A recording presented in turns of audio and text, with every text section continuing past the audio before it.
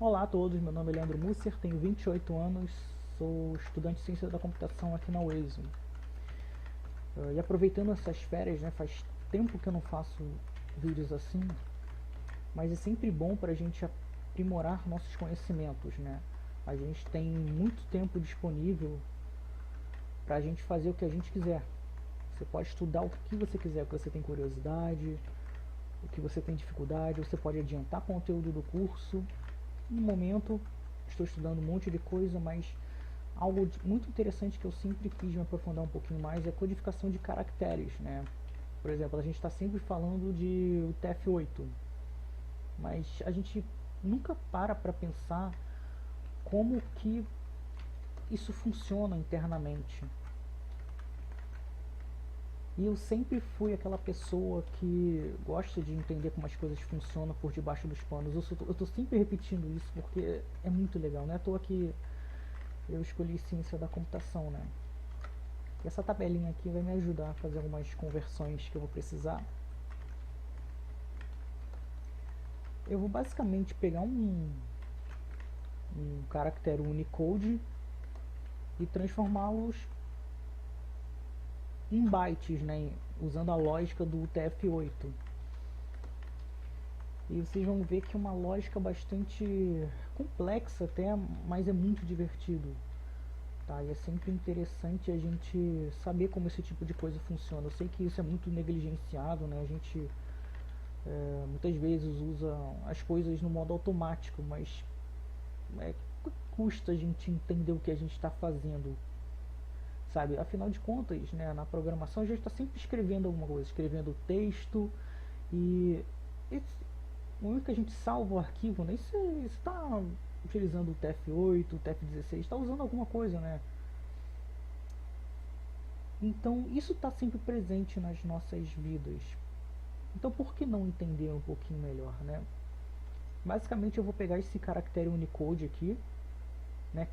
Eu estou aqui com uma lista de emojis, né, que estão presentes no Unicode. Cada um deles tem um código. Por exemplo, esse primeiro emoji aqui, o código dele é 1F601 e eu vou manipular esse valor de forma que gere esses bytes aqui do lado, F09F9881, que está em UTF-8, né? E vocês vão ver, tá, esse vídeo não é exatamente um tutorial, né? Eu sempre costumo fazer esse tipo de vídeo porque é muito interessante, a gente vê onde a gente tem dificuldades e essa estratégia é muito interessante de fazer, por exemplo, matérias difíceis como cálculo. Eu fiz e me dei super bem.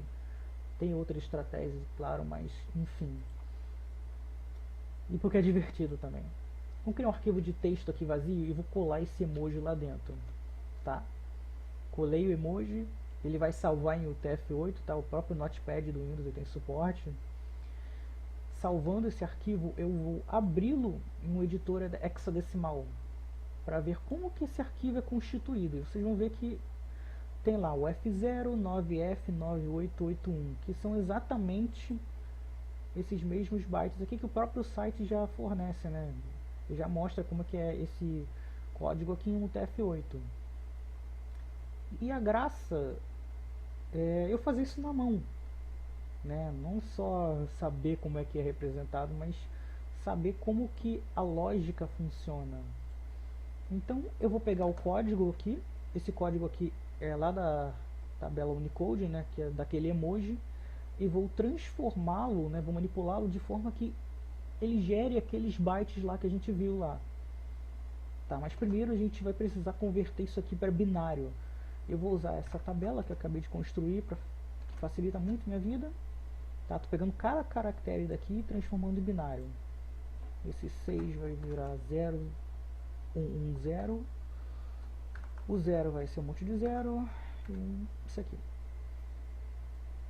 Convertido para binário, a gente vai passar para a lógica do TF8. A gente vai precisar pegar isso aqui e dar um jeito de manipular para que isso vire aquilo lá. Então, o que eu sei lá do UTF-8? A gente tem o primeiro byte. Esse primeiro byte é utilizado para indicar quantos bytes no total esse caractere vai ocupar. Lembrando que eu não sou expert no assunto, estou aprendendo aqui, falando como um aluno, alguém que é interessado no assunto, mas ele também, esse primeiro byte, ele também pode armazenar alguns dos bits desse caractere, tá?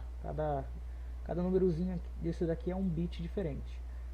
E os bytes posteriores a ele, né, são chamados de bytes de continuação. Eles começam sempre com o valor 10 e conseguem armazenar 6 bits do caractere. Então o que eu vou fazer aqui? Eu vou separar, vou agrupar, né, de 6 em 6. Então eu vou ter isso aqui, 6. Vou ter mais isso daqui. E a gente viu que eu tenho 6 aqui, 6 aqui, 6 aqui. Isso aqui vai para 3 bytes de continuação diferentes. Enquanto que isso aqui vai para o primeiro byte. Mas antes de tudo, eu falei daquele negócio que ele é usado para indicar, né, quantos bytes tem e como é que isso funciona. Os primeiros bits desse byte são números 1. Para cada número 1, quer dizer que existe um byte, né, que ele está ocupando um byte, ou seja, no total são 4 bytes. E ele é sempre seguido por um 0, obrigatório. Se a gente for colocar esses 2 bits aqui nesse byte, ele vai ficar com 7. Tá? Um byte contém 8 bits. Então a gente, aqui no comecinho, né, no final, na verdade, dessa indicação de quantos bytes tem, a gente coloca um 0 que é só para dar um espaço. Eu chamo de bit de padding, alguma coisa assim. E cada byte de continuação vai começar com os bits 1 e 0, e a gente vai colocar aqui os bits de cada grupo de 6 bits aqui de cima, né, que eu agrupei. Começando com 0, a gente copia aqui, mais outro 1, 0, e a gente tem isso aqui. Se converter isso aqui para hexadecimal, você vai ver que vai dar exatamente aquele valor lá. Tá? Mas antes, é sempre interessante a gente entender algumas coisas. Entenda a lógica por trás das coisas. Procure entender. Procure pesquisar. Por exemplo, por que isso aqui começa com 10? Cada byte de continuação começa com 10. Só que geralmente passaria batido, né? Muitas pessoas iriam ignorar. 10 porque sim. Alguém, no momento do desenvolvimento do DF8, decidiu que precisa ter um 10 aqui, né? Aparentemente, pelas minhas pesquisas, e até faz sentido, é que se você pegar um byte assim, aleatório e ver que ele começa com 10, você sabe na hora que isso aqui é um byte de continuação. Então você pode ir voltando até encontrar o primeiro byte. Tá? Isso que é interessante. Se for um caractere da tabela ASCII, ele nunca vai começar com esse valor 1. Estou falando da tabela ASCII mesmo, não da tabela ASCII estendida. Tá? Ele nunca vai começar com 1. Sempre vai começar com 0. Isso é muito legal, é uma lógica muito interessante, porque se você vê um caractere começando com 0, você sabe, isso aqui é um caractere só, algo que vem da tabela ASCII. Nunca vai ser um byte de continuação ou um byte que faz parte de algo maior. É só aquele caractere da tabela ASCII. Mas enfim, vou parar de enrolação aqui e converter isso aqui para hexadecimal. Isso aqui vai virar F0. Esse 1001 aqui, se for ver na tabela, é um 9. Esse monte de 1 aqui é F. 1001 de novo, outro 9. 1000 é um 8. Outro 1000. E aqui um 1. Observa o valor F0 9F9881. Lá no editor, compara exatamente o mesmo valor. A gente pegou um código em Unicode e transformou nesse monte de byte que, né, é o TF8.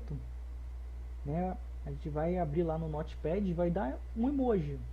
Ele sabe que isso aqui está em TF8. E como eu falei lá, caracteres da tabela ASCII no TF8 eles ocupam exatamente um byte. Por exemplo, eu vou digitar aqui Hello World. Vou dar um espaço aqui, né? Que o espaço ele existe lá na tabela ASCII. Ele tem um código hexadecimal 20, né, que vocês estão vendo aqui, e digitar Hello World. Tá vendo que cada caractere presente na tabela ASCII no UTF-8 ocupa exatamente 1 byte, diferente, né, do emoji lá que ocupa 4 bytes.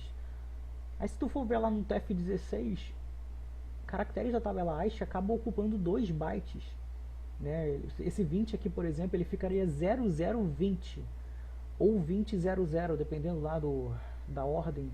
Tem o Big Endian, Little Endian. E basicamente é isso, né? Vou salvar aqui rapidinho e vou abrir no Notepad de novo. E a gente tem, né, o emoji mais o Hello World e exatamente o mesmo código. E para não ficar chato, eu vou apagar isso tudo aqui. Ó, tá um arquivo em branco. Eu vou pegar outro emoji. Pegar um aqui, esse aqui. Ou melhor, eu vou construir vou pular aquela parte da conversão. Eu vou pegar diretamente esses bytes aqui, vou construir diretamente pelo editor. Só para a gente fazer algo um pouquinho diferente. A gente tem um F09F998C. Eu pulei toda essa parte da conversão, tá? Só para não ficar repetitivo. E abrindo o arquivo de texto, a gente tem exatamente aquele caractere lá da tabela Unicode, o que é muito legal. Então eu agradeço aí o pessoal que assistiu até o final essa bagunça desse vídeo, mas esses arquivos, esses conteúdos são muito divertidos para mim.